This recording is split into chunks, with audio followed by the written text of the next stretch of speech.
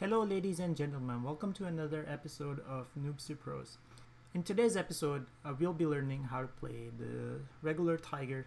This is one of the better games I had in the Tiger. I'm still not really good at that tank. Not nearly as good as some of the streamers that I watch, Quickie Baby and certain Fletchers. Those are amazing tank drivers. I think with time and experience I'll be as good, and hopefully I can benefit some of you out there with some of the experiences I've had within the specific tanks. This is one of the more recent games that I played in the Tiger. This is in the patch 8.7. I think I played this game a couple of days ago. And the meta on this map has changed dramatically. Initially, people used to go over the bridge and tank over the opposing teams, but if they have a lot of American heavies, I think that's not a good choice, just because the American heavies have really good positions on the opposite side of the ridge, after the bridge, and if they have a couple of Russian heavy tanks, then they can more or less hold that bridge, hold the part of the bridge indefinitely, unless you have really accurate guns. And so I think the meta now should be more to kind of like camp on this side of the bridge. This is one of the best places for you to kind of like camp. It gives you perfect overview of the bridge. If you are, especially if you're trying to farm some credits in a Yak Tiger 88, this is a very good place. I unfortunately lost a replay in which I did, I think, more or less 7,000 damage, holding off the entire enemy tier team over here, and they just could not pen the upper superstructure of the Yak Tiger 88 because it's hidden by those rocks in front of you. Now, me and an IS-3 with a Hellcat and an 87 are just the only things that are watching this bridge.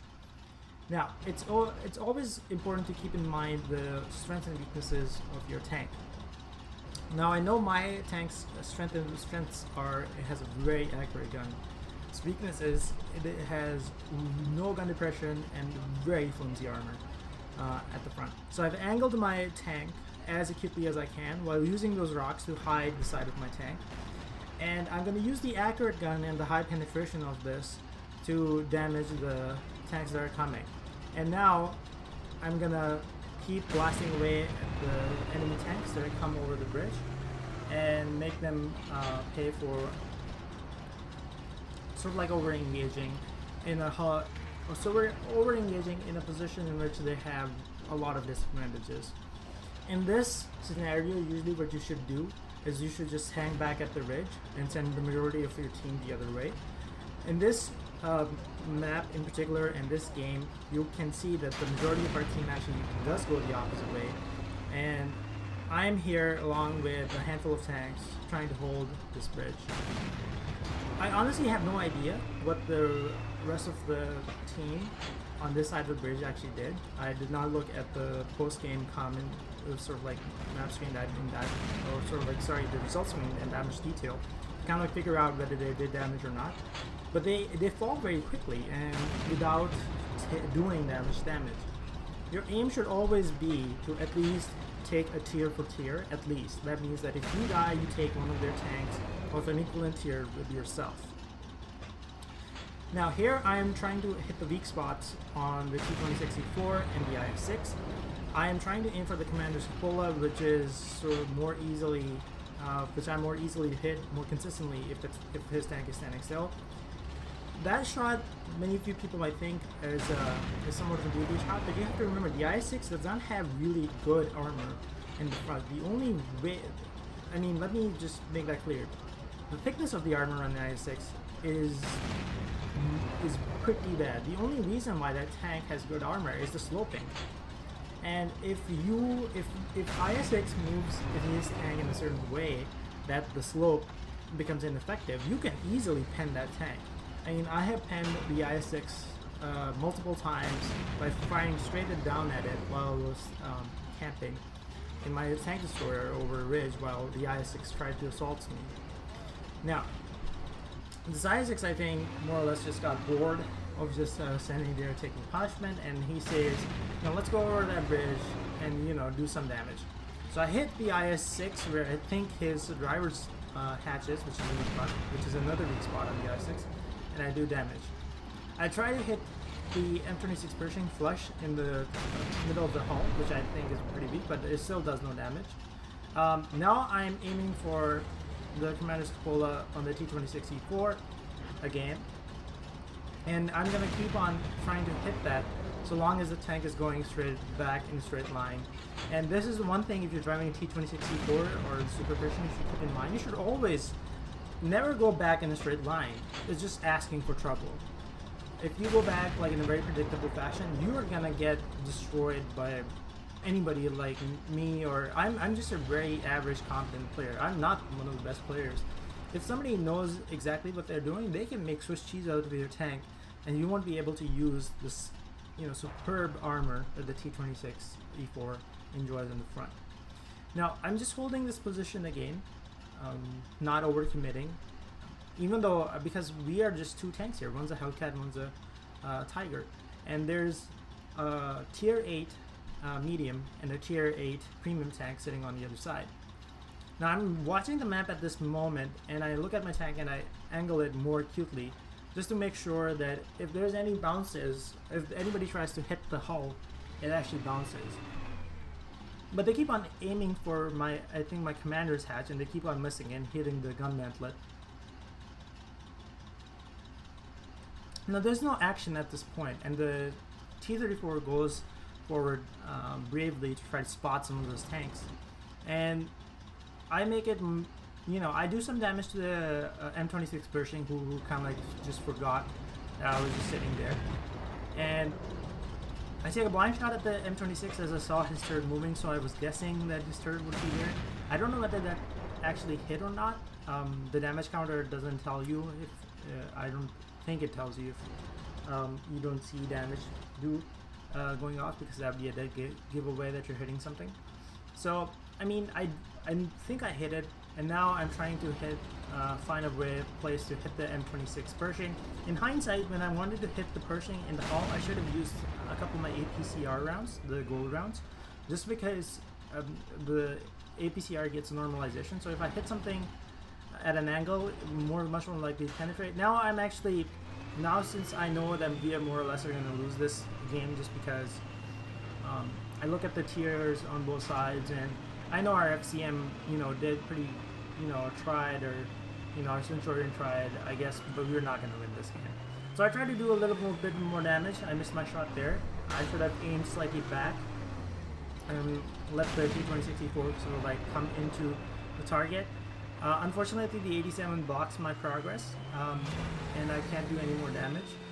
I hit the M26 Pershing again, and I go backwards, trying to lure them.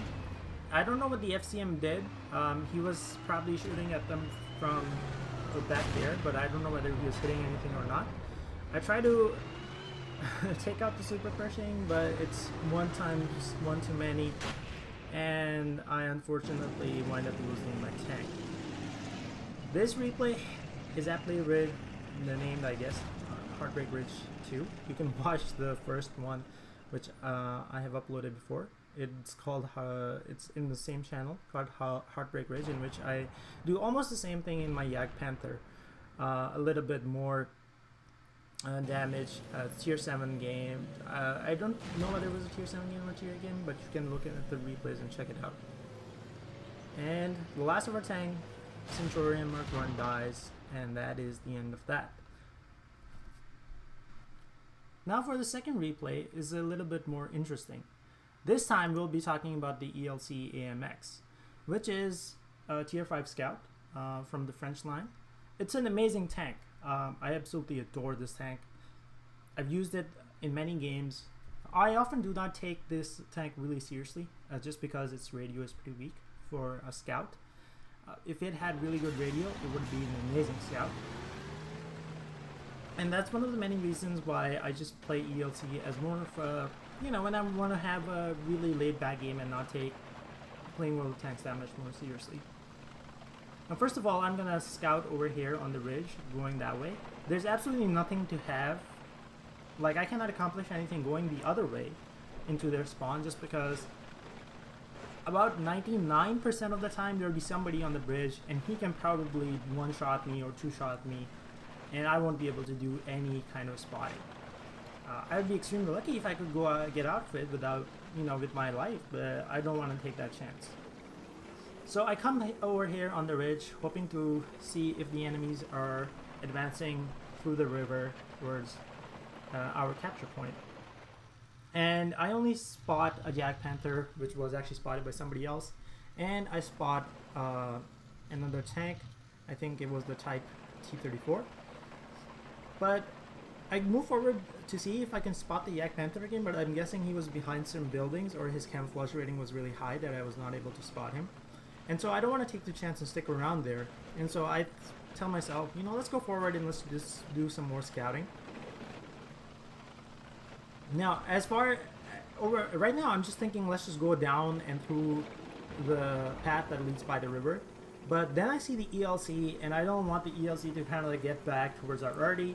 Thank God our ELC was more interested at that point to take out our Hellcat, who takes a massive shot from the ELC. I think he forgot how much damage the ELC can do. That little tank is deceptively high damaging.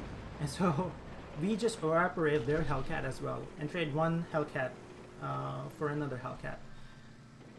At this moment, I'm thinking whether I should go down, but at the same time, I'm kind of like hesitant because the Jack Panther is unaccounted for. And I decide to myself, you know, let's take the higher road and just spot for the VK who's coming with me. Now this will turn into a very interesting game. Again, over here, I decide to come and see if I have a shot on the Type, but the Type disappears and I can't tell whether I have a shot or not, so I back off and I see a Tiger. Now, if you are a heavy tank with no gun depression, you should never try to take on an ELC close, up close, and this is why. Here, I'd make a run for the Tiger. I use the bushes to camouflage my incoming movement, and the Tiger misses, and now I'm Tiger's worst nightmare. Because the Tiger, since I own that tank, and I know how to use it, or I've used it enough to know what it does and does not have, I know the Tiger does not have the gun depression to shoot me if I just stand on the side. And so at this moment, the Tiger had a chance to kind of like shoot me, but I decide to move forward and not give Tiger the chance.